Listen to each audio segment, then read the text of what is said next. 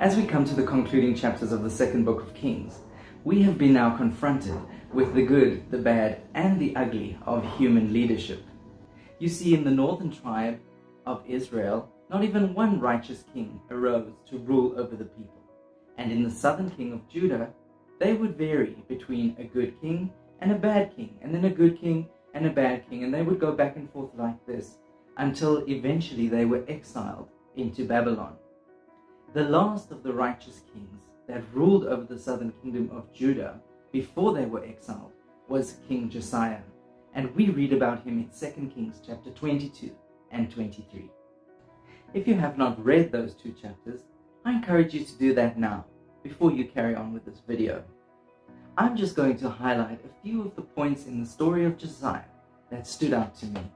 The first point in the story of Josiah that really touched my heart was the fact that someone from a difficult childhood can go on to do great things for the Lord. You see, Josiah's father was an unrighteous king, so Josiah grew up in a home where he wasn't necessarily given a godly example to live after. The Bible says that King Josiah began to reign when he was just 8 years old, and it was 18 years later, when he was 26, when he started to institute major reforms both in the temple of the Lord and throughout the southern kingdom of Judah. These reforms returned the people back to the ways of the Lord. So you see, even though Josiah did not have a righteous example in his house, he still went on to do great things for the Lord and to make righteous decisions later on in his life.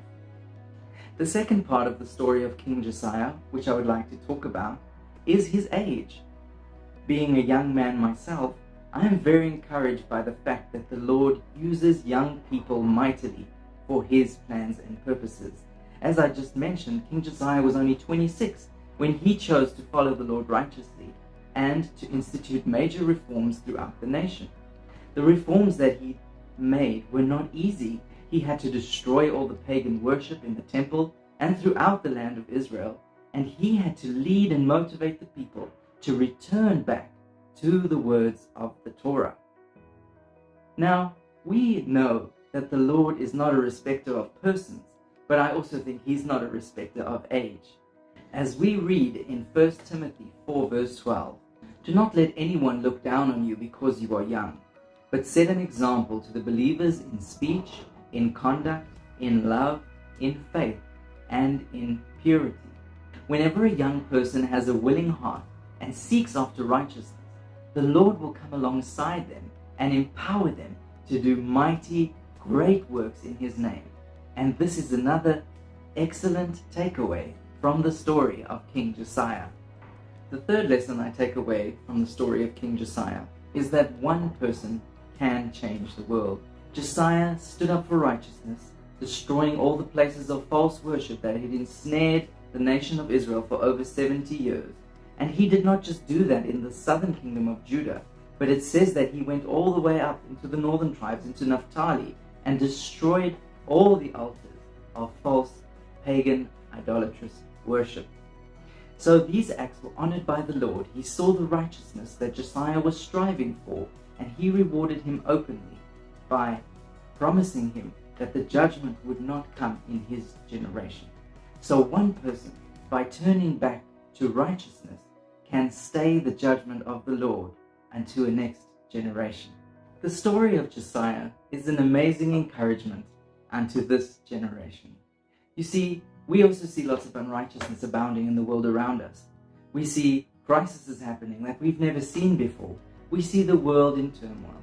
But we should be encouraged by the righteous choices of King Josiah. Each of us, despite our childhood or the upbringing that we have, and despite our age, can make righteous choices for the Lord and for his purposes. And in so doing, we can change the future. We can really be like Josiah and push out God's judgment unto another generation, that he will extend his grace and his mercy to the people for an extended period of time. So I want to encourage you, if you're old or if you're young, it does not matter, but that the Lord can use anybody mightily. That if we choose to go forward towards his purposes, if we choose righteousness, if we return to his word earnestly and faithfully the Lord will meet us there and He will reward us